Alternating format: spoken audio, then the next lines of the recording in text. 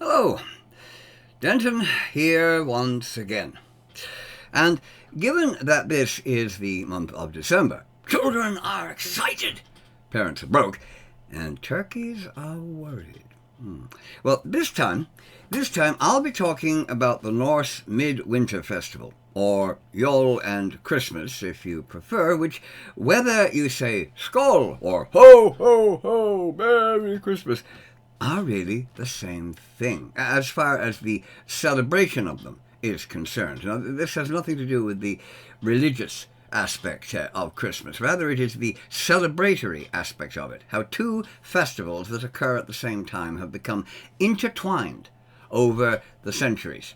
Two festivals that could hardly be more different, yet are celebrated in almost identical ways. I have spoken about this on my previous channel, which, seemed to generate quite a bit of interest, so I'll try to be equally entertaining here on this one regarding the same topic. Now, there are those who might challenge the idea that Yule and Christmas are the same thing. Some might even be offended by that suggestion. Christmas isn't pagan! How dare you say that? And indeed it isn't, but I'm not saying that. I'm not suggesting for a moment they are the same thing from a viewpoint of religious belief. Clearly, they are not. But the manner of their respective celebration most certainly is, and it is glaringly obvious, as we shall see shortly. How, you might ask, and you probably will, can the pagan festival of Yule and the Christian festival of Christmas be the same in any sense, since one is pagan and the other is obviously not? Are they not thus irreconcilable? No, at least not from a celebratory point of view. Having no connection at all in the religious sense, and being almost totally connected in the manner of their celebration. They both happen at the same time, of course, towards the end of the month of December, though the reasons for them are totally different. But the traditions, the customs, the practices, everything, in fact, that makes Christmas Christmas is almost exclusively pagan in origin, mostly coming from the Old North. The traditional observances and festivities associated with it today have their origins in non-Christian religions. Some of them would have been contemporary with early Christianity, others probably dating back long before the birth of Christ, and incorporated into Christianity by the Church itself and popular association in later centuries. Christmas itself as a festival obviously isn't pagan. It couldn't be by definition, since it celebrates the supposed date of the birth of Jesus Christ.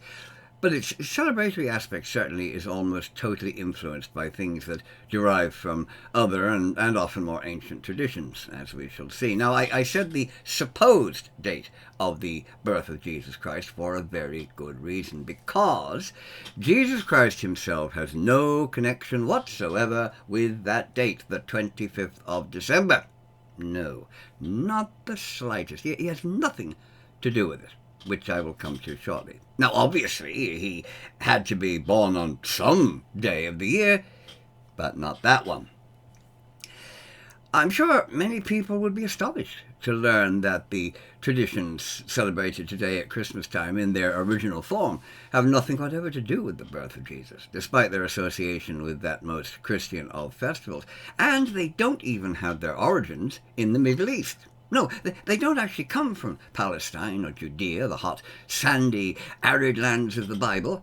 They come from the cold north of Europe. There's much more snow and ice about them than there is sandy desert. They are actually Scandinavian and Germanic pagan ones, stemming mainly from the Norse Yule. Now, Yule was the midwinter festival in Scandinavia, and it began on the winter solstice, which is December the 21st, and lasted officially for 3 days. Though it could be extended to around 12 days, from which comes the 12 days of Christmas, rather obviously, I suppose. And it was enthusiastically celebrated, with feasting, banquets, games, songs, drinking, a lot of drinking, actually. That was a very popular part of it, and general merrymaking, culminating with the Yule blood, or the Yule sacrifice towards the end. Though most of the festivities occurred over the first 3 days after the solstice, those days were the official celebratory period. The verb blota meant something like to worship by sacrifice or to bring strength the same way. But the sacrifice didn't have to involve killing anything. It could be the sacrifice of objects, simply offerings of food or mead, as is done today, since we now consider killing animals in that context to be cruel, though we kill and eat enough of them ourselves. But in those days, animals such as goats and boars would also be killed and offered to the gods, and human sacrifice was not unheard of. It's a handy way to avoid having to feed war captives, for example. They made lovely religious offerings, and they didn't have to feed them, which is a bit of an advantage, I suppose. Now, an integral part of Norse religion were horses. And a horse sacrifice would have been part of the festivities, and the meat eaten along with the goat and boar meat. And horse liver. Oh, now, horse liver was a special treat. It was quite a delicacy. And if you got a slice of the liver, you were being favoured. If you got 2 slices, well, you were obviously well in with the Jarl or whoever was in charge of the feast. But the Pope said, no, you can't do that. No, that is evil. Evil, I tell you. Because the Christian Church apparently considered eating horses as reprehensibly vile and wrong, probably the work of Satan. Evil incarnate, oh yes. Goats, boars, chickens, geese, pigs, no, they were fine, but horses were very bad and definitely off the Christian menu. Oh, I mean, you couldn't have that sort of carry on now, could you? Slaughter the entire animal kingdom with glorious abandon, if you like. Yes, slaughter them all, kill the lot, but keep your hands off horses. Yes, wade through deceased animal blood, up to your knees. But don't you dare lay a finger on that horse. Exactly why horses had this special exemption from the dinner table, I really don't know, but they did, and I'm sure they were very grateful for that fact. And to keep it that way, Pope Gregory III actually banned the practice of eating horse meat in 732 AD, and that took care of all that evil culinary abomination. Not, of course, that pagans took slightest notice of his opinion. They just went right on, merrily slicing up horse livers. The names Yule and Yuletide to describe the festive season are themselves pagan in origin. They derive, of course, from the Norse word JOL, and it was often called Christmastide in later centuries, though the word Yuletide is first recorded only as late as 1475. Christmas is known today as JOL in Iceland and the Faroe Islands, still using the Old Norse name, since the languages of those countries today are very similar to Old Norse. Many words are identical. And they're known as Yule in Norway, Sweden, and Denmark. It's been suggested that the English word jolly actually may have derived from Yule, which is quite likely, especially perhaps given its considerable usage at Christmas time. Before we get into the actual pagan celebratory connections with Christmas today, there was what one might call a pago-Christian celebration, for want of a better term, in Norway during the 10th century, which I think many people today might like to see reintroduced. King Håkon Haraldsson, known as Håkon the Good, I can see why, the son of King Harald Finehair, who ruled Norway from 934 to 961 AD, attempted to bring Christianity to his country, rather unsuccessfully as it turned out, because he wasn't an intolerant man, and he didn't try to use force to convert people.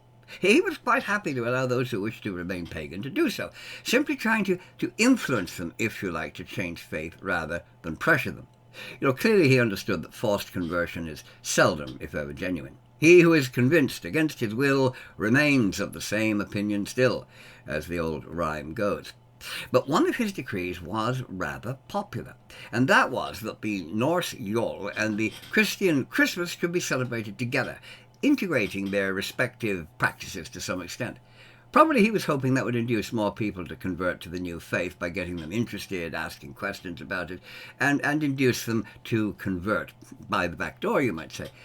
But he further ordered that each free man must drink a specified quantity of ale or mead, and continue to celebrate until every drop of it was gone. As long as there was one drop left, you kept on celebrating by royal decree. Now, working out precise measurements from those times is a bit hard, but given that as far as we can make it out, the drink to be consumed amounted to 4 gallons, it seems a bit doubtful that many people would have been very steady on their feet by the end of the festivities. That was the only legislation in history, as far as I'm aware, that punished someone for not getting drunk, since not doing one's alcoholic duty would incur a fine. I'm sure King Haakon must have been very popular indeed with pagan and Christian alike, as they propped each other up in various stages of inebriation.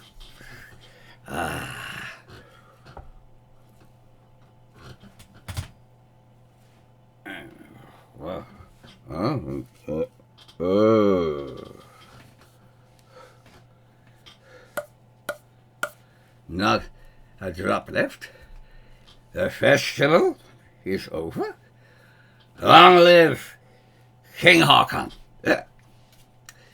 Yes, I think it would make a very popular bit of legislation in our own time.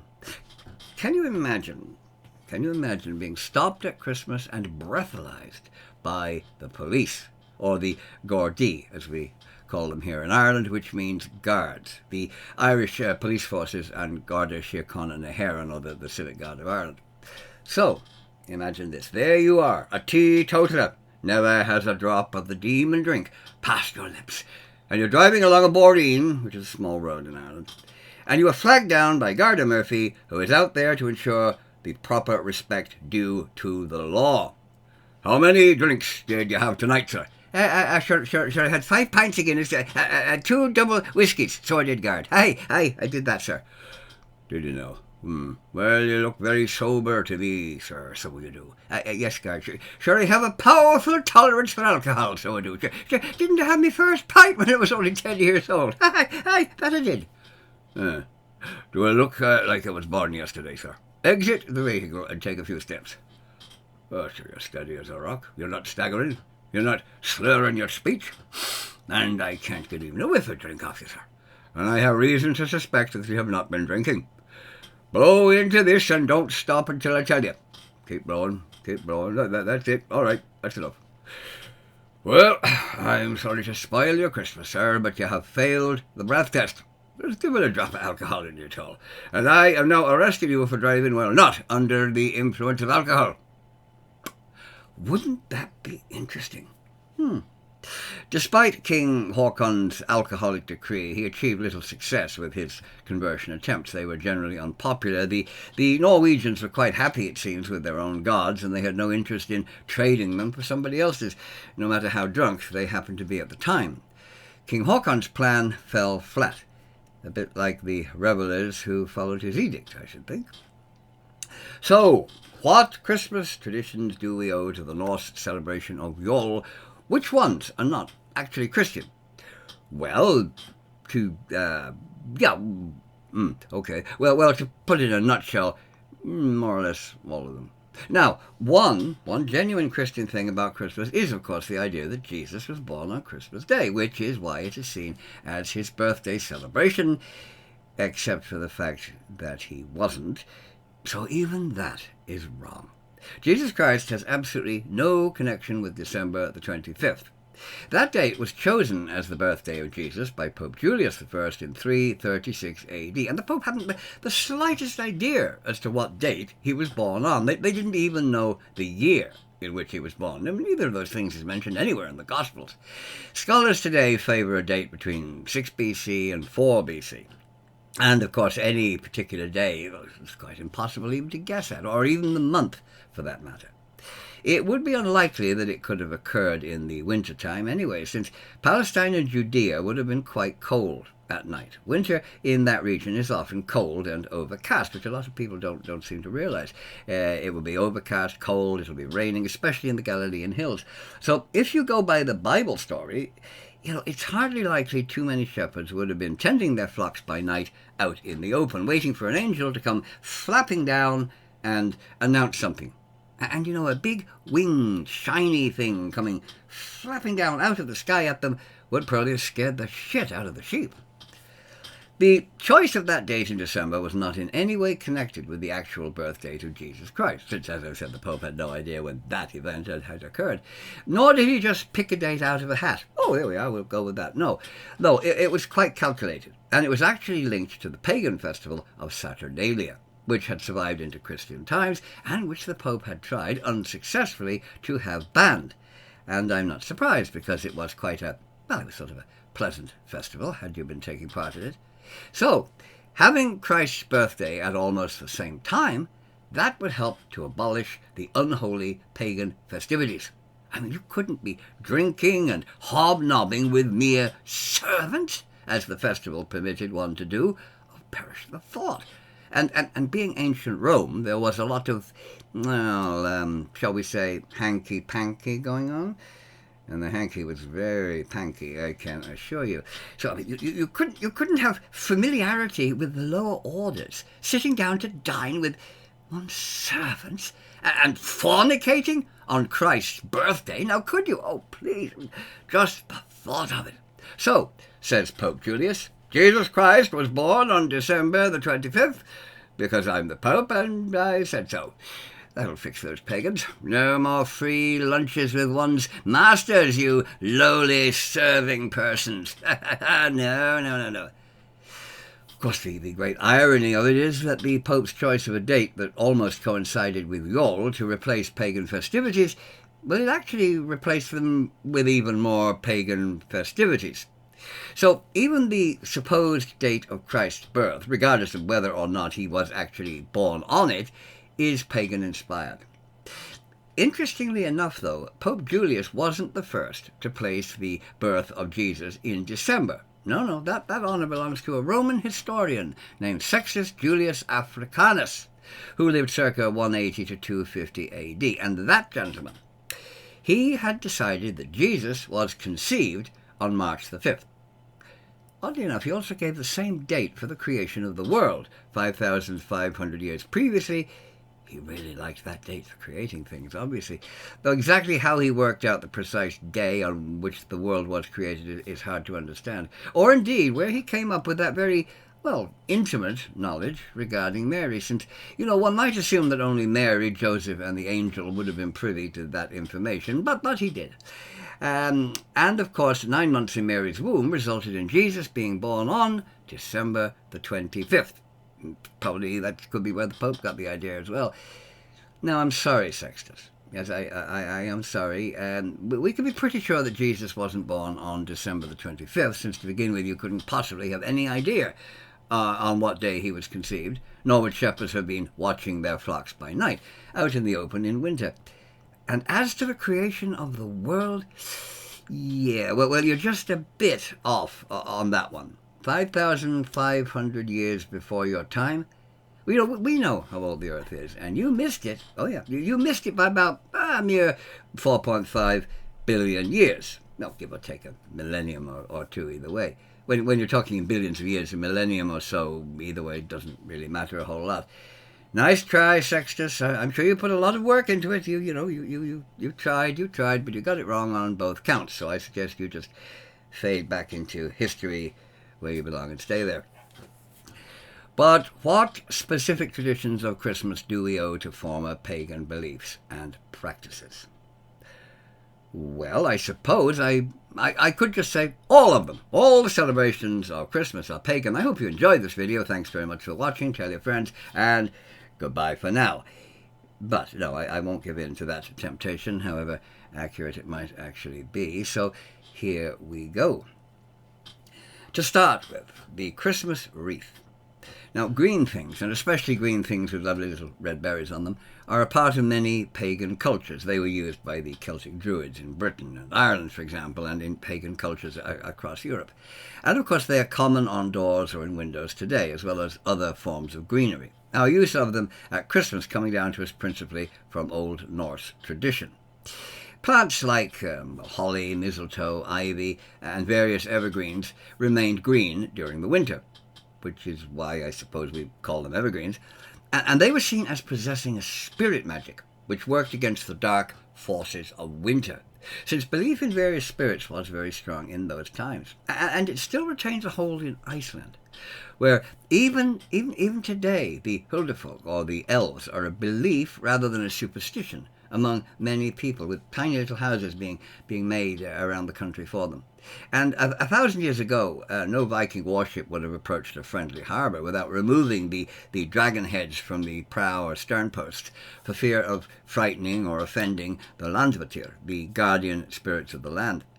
So when you see Viking movies and TV shows with harbours full of longships, all with ferocious dragon heads on them, that's completely wrong. The heads would have been affixed only when the ships put to sea. And cargo vessels, of course, wouldn't have had them in the first place. They were the prerogative of the warships. So if a warship was being used simply for trading purposes, which would have occurred, the head would not have been fitted. You know, it wouldn't have been very helpful in getting a good deal with the local merchants if one arrived with the symbol of battle on the prow of your ship. Unless, of course, you were going for the give us a good price or die approach. Yeah, not really good. Now, wreaths, garlands, or bushels of these spirit-endowed evergreen plants will be hung up over doorways and windows to ward off evil things and negative thoughts. And they will be strung around the walls as well, providing both protection to the home and decorations at the same time, and making everything smell better. The strong, fresh scent of evergreens would freshen the otherwise rather stagnant and smoky house. And pine cones and pine needles were burnt to fill the home with their protective fragrance, acting as a sort of incense. Since most houses didn't have chimneys in those days, they had a large firebox or hearth in the middle of the room, and they seldom had any windows to speak of. The smoke would spread up into the building, and it would go out through a hole in the roof. Or it didn't, depending on the direction of the wind at the time. But of course the central firebox in the home, rather than a fireplace with a chimney, meant that the odour of whatever was burnt would spread throughout the building. And burning pine cones, sap-filled wood, or pine needles would produce a very pleasant odour. The tradition of the holly and the ivy also comes from those times, one being seen as a male plant and the other as female, and both share a similar dark green colour, so the two were placed together, an attractive decoration that, of course, also possessed a sexual symbolism. Oh, yes. Now, as Christianity replaced the old gods, the symbolism of the holly changed. The sexual aspect was dropped. I mean, you couldn't have that sort of thing, you know. It becoming known in Scandinavia as Christ's thorn, from the crown of thorns supposedly worn by Jesus. Now, that was suitably de-paganed and sex-free, and thus much more respectable. But even then, some early Christians didn't like its previous associations, and they tried to ban the use of all plants as decorations altogether, regarding even thinking about green plants as evil pagan symbolism with their connections to the various spirits of nature. But the rather obvious stupidity of that idea, plus the advantages of keeping such traditions and adapting them to make Christianity more palatable to pagans, won out. So various pagan traditions, well, they simply changed sides, you might say. Pagan one day, and thus very bad. Rather cynically became Christian the next, and thus very good. Despite being exactly the same as they were previously, which really didn't make a lot of sense.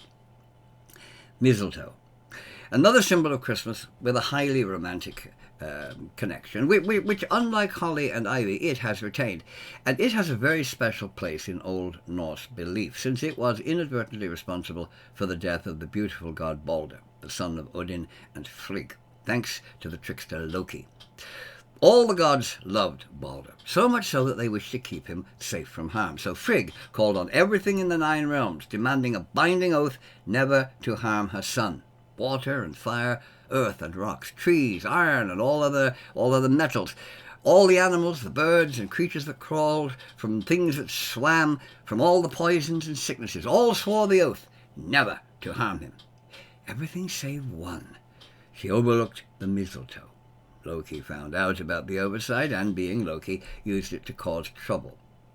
With Balder seemingly immune to anything that could harm him, the other gods, with a rather curious sense of fun, it must be said, started chucking things at him, which apparently was highly amusing since everything just bounced off him. Stones, spears, rocks, axes, it didn't matter what they threw. Chuck a mountain at him or bash him over the head with an oak tree. It didn't matter. Nothing could harm him. But Loki got the blind god Hodr, and he gave him a sharpened length of mistletoe, telling him to join in the fun. "Go on, have some fun. Throw it as hard as you can." And he pointed Hodor in the right direction. The mistletoe, the one thing in all creation he had no defence against, pierced Baldur's heart, killing him.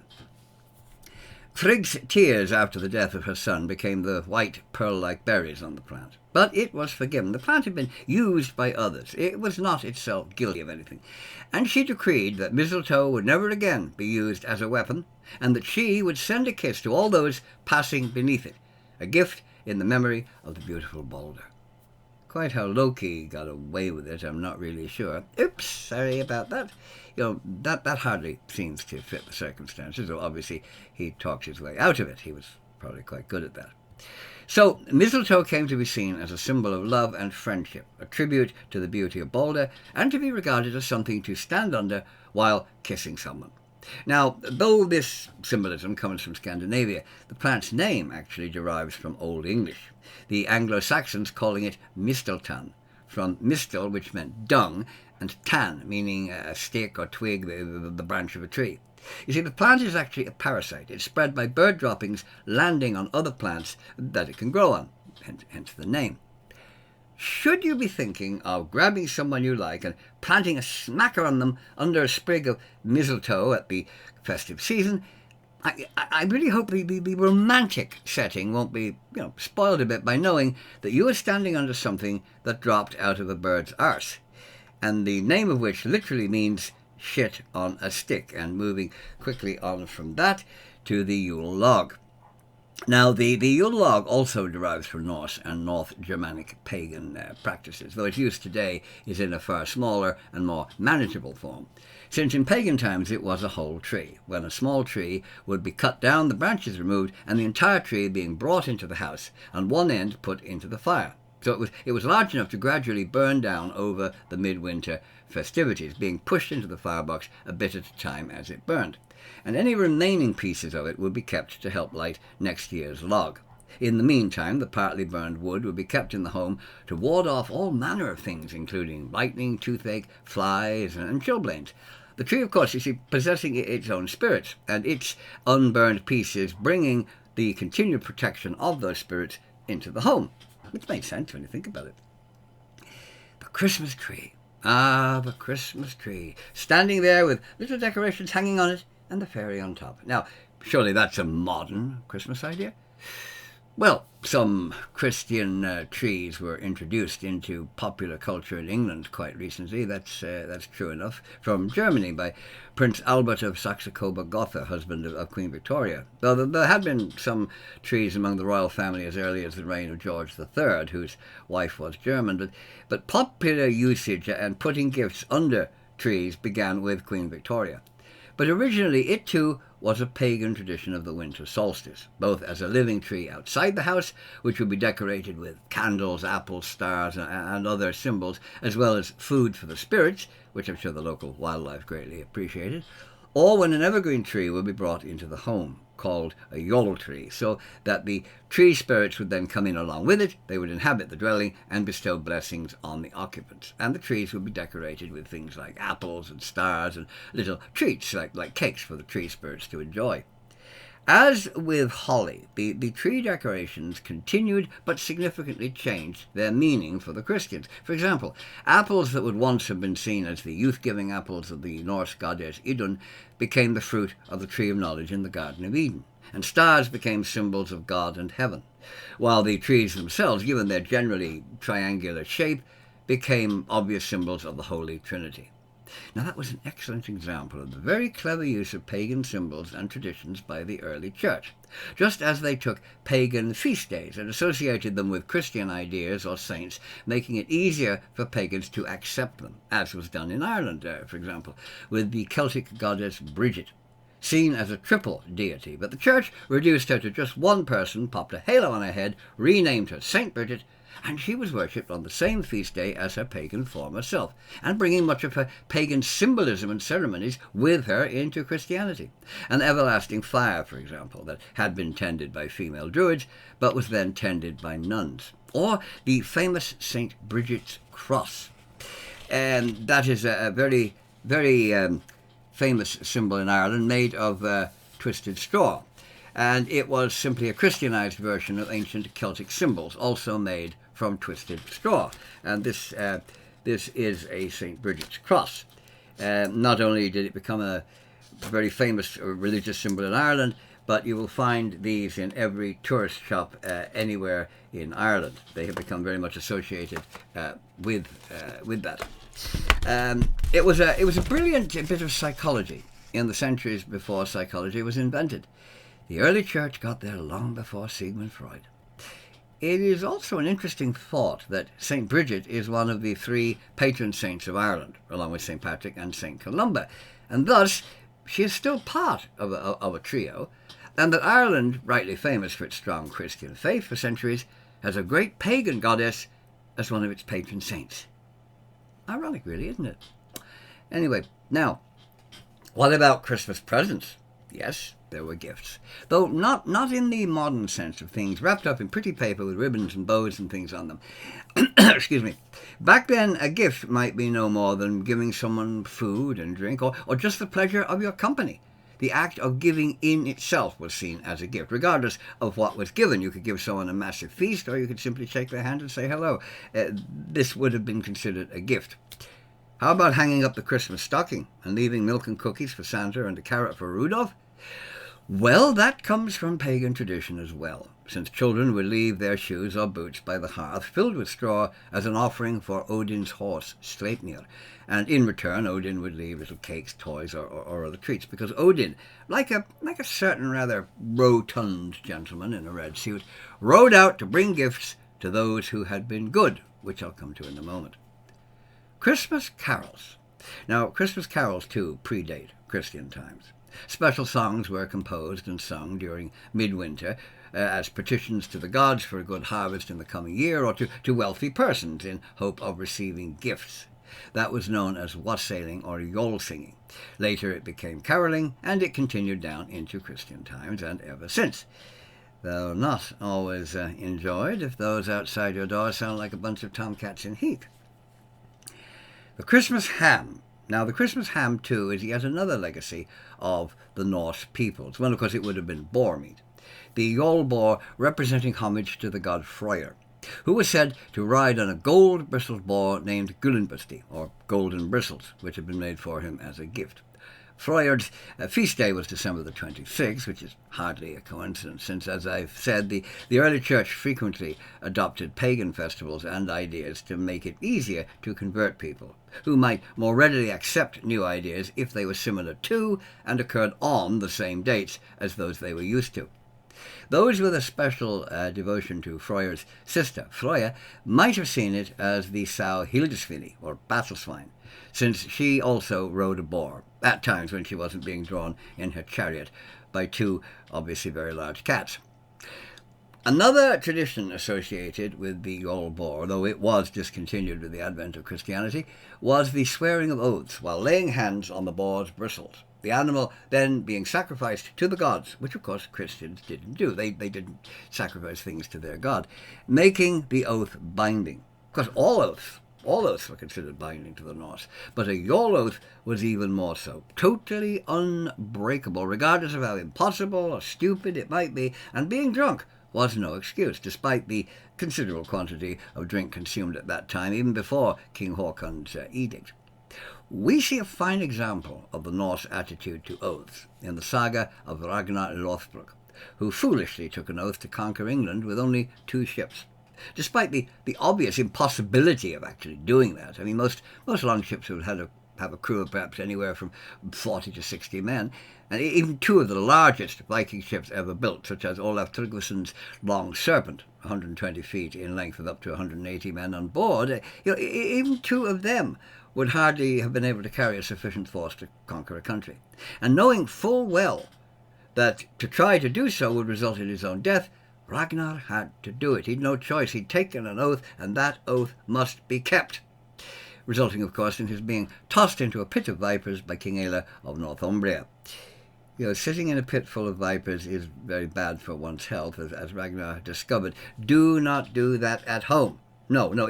If you fancy sitting in something filled with snakes, use corn snakes or some other non-venomous variety, and not too big either, or they might strangle you. Just bear that in mind. A pagan tradition of the midwinter festival, which is still popular even today in Scandinavia, is the Yule Goat, or the JOL Goat as it would have been 1,000 years ago, and that is a little straw figure of a goat, tied up with red ribbons and used as a decoration in the home, on the tree, on a shelf, or so forth. And this is a Yule Goat. This particular one was made in Sweden by the excellent Grimfrost Company. There are a couple of smaller ones over there. The custom of making straw goats dates from the pagan tradition that the last sheaf from the newly harvested crop had a special magic associated with it, that it held the power of a good crop for the following year, and it would be preserved by making it into the figure of a goat. Since the god Thor rode across the sky in a chariot drawn by two goats, and as the protector of Midgard, he would surely look with favour on such a symbol made in honour of his goats. The figure would then be used in rites during the midwinter festival to ensure another good crop in the following year, thus becoming the Yule Goat. Of course, the Yule Goat in its original form, used in the midwinter festivities, would have been very big, considerably larger than this one. This is just a tiny version which is suitable for use in the home. But it is a living link in Scandinavia today with the pagan culture of 1,000 years ago, which I think is quite fascinating. The religion may differ, the symbolism is different. It is relegated to the status of a decoration rather than a tribute to a god and a harbinger of a plentiful harvest. But the little goat lives on as a reminder of the past. Now, put you there. Another association with the Norse midwinter festivities is, believe it or not, Santa Claus himself, at least in the way he is seen as flying through the sky to deliver presents, and even his reindeer. Odin was closely associated with the midwinter festival, one name for him being the Jolfather, or the Jolfather. And at that time he would ride out from Åsgard on his 8-legged horse, Sleipnir, and he would travel around riding over the rooftops with his spear in his hand, visiting people in their homes and bestowing runes and other things as gifts. His two ravens, Hugin and Munin, flying ahead to see who was good and who was bad, and they would listen at the smoke holes in the roofs of the houses to see how those within had behaved. That was the reason for children leaving out their straw-filled shoes. And the idea of Santa drawn by 8 reindeer, well, that derives from the image of the 8-legged Sleipnir. The name Santa Claus, incidentally, we owe to the Dutch Sinterklaas, a shortened form of his name, Sint Nicholas, which commemorates the Greek bishop Nicholas of Myra, who was born circa 288 AD and martyred by the Romans in 343 AD. Tradition has it on the 6th of December, though he never actually went around lugging a sack full of toys or anything like that. Centuries later, Dutch Christians took the idea and he became Sinterklaas, who rode across the rooftops on a white horse, bringing gifts to those who were good. And taking the concept of the two ravens who accompanied Odin, who were black, obviously, being ravens, and they turned them into 2 black helpers known as Svartapete, or Black Pete, and they would carry the treats for the children in their bags. They'd go ahead to listen at chimneys to see who was good, just as Odin's ravens had done at the smoke holes. And Dutch children, they would leave out water, carrots, and hay for Sinterklaas's horse, not reindeer, just as Norse children had done for Sleipnir centuries previously. Sinterklaas delivers the gifts on St. Nicholas's Eve, which is December the 5th in the Netherlands, and on St. Nicholas's Day, December the 6th, in Luxembourg, Belgium, and Flanders, and that tradition can also be found in former Dutch possessions around the world. Some modern scholars dispute the link with Odin, but the similarity seems too obvious to simply ignore it. Both ride across the rooftops, both have 2 black-coloured helpers who listen and tell them who's been good. It's pretty much identical. There are also calls from some people in Holland today for the Svartapete to be banned as racist, traditionally dressed as they are in Moorish costumes, and depicted with black faces. Though, of course, Moors were not actually black. They came from North Africa, not sub-Saharan Africa. But others see them simply as a harmless tradition. The Dutch version of Santa seen at Christmas parties or on children's TV shows is often garbed much like a bishop, and he's accompanied by the two black-faced helpers in colourful costumes and turbans. So, you may ask, is there anything associated with Christmas that is not pagan in origin? Anything? Well, yes. Yes, there are three things that have not come down to us from Viking times. Firstly, the Christmas pudding. Oh, the Christmas pudding. So popular in England and countries that comprise the former British Empire, or the plum pudding, as it was known, though in fact there were no plums in it. That rather confusing name came from a strange Victorian habit of referring to raisins as plums. Why, I have no idea. And the earliest recipes for it only date from the 17th century. I wonder what they called plums. Large raisins? Oh well. And the second non-pagan ingredient of Christmas? Well, unlike the Yule log, the Christmas tree, the wreath, Santa Claus, reindeer presents, carol singing, the various decorations, a present left out for Santa and the reindeer, the Christmas ham, the 12 days of Christmas, and even the date of the celebration of Christ's birthday, the Christmas turkey. The Christmas turkey can hold its head up in pride, at least until somebody chops it off ready for the oven, and it can claim its place as fully and totally Christian, having nothing to do with JOL, since, well, there weren't any turkeys in Scandinavia in those days. I'm sure the discovery of turkeys in the New World was seen as a very welcome event by Scandinavian geese, ducks, and pigs, to say nothing of horses. Thanks, guys. You've got this now, suckers. Yeah. The third thing is the Christmas cracker, that funny little thing that you pull and it makes a sort of popping sound, and silly little things like paper hats, jokes, and so on fall on. They always keep the worst jokes for those things. Now, that was invented in 1847 by one Tom Smith, who lived 1825 to 1869. And Tom Smith used to make bonbons, which were sugar-coated almonds, and you can still buy those today in sweet shops. And he would sell them in a little twist of paper. Now, sales had declined a bit, and he came up with the idea of what he would term cracker bonbons, which was putting his sweets into the forerunner of the modern cracker, having obtained the device that produced the snap effect from a chemist named John Brown, who worked for the famous Brock's Fireworks Company. And this revolutionary little piece of paper, you pulled it and then all your bonbons fell out of it. His sales went up. It was a very clever business idea. And Smith's firm still exists in London today, believe it or not. The Tom Smith and Company having merged with Cayley Crackers in 1953. And they make various Christmas-related products like cards, crackers, wrapping paper, and so forth. And there is a water fountain memorial to him in Finsbury Square in London. So, with that, I come to the end of this little look into the pagan contribution to the modern celebration of Christmas, a festival that in truth has only the slightest connection to Christianity, being really Christian in name only, at least in the celebratory sense. That in no way, of course, changes its status as a festival in honor of the birth of Jesus Christ. Obviously, in that sense, it is totally Christian. I hope you will have a great Yule, a Merry Christmas, get lots of lovely presents, drink yourself cross-eyed under the table in memory of good King Haakon, if you feel like it, while stuffing yourself with ham and plum pudding with no plums in it, or even a horse liver, if a horse should conveniently expire somewhere close by. But in that case, don't tell the Pope. No. So all I can say is that from now it is goodbye from me and goodbye from him.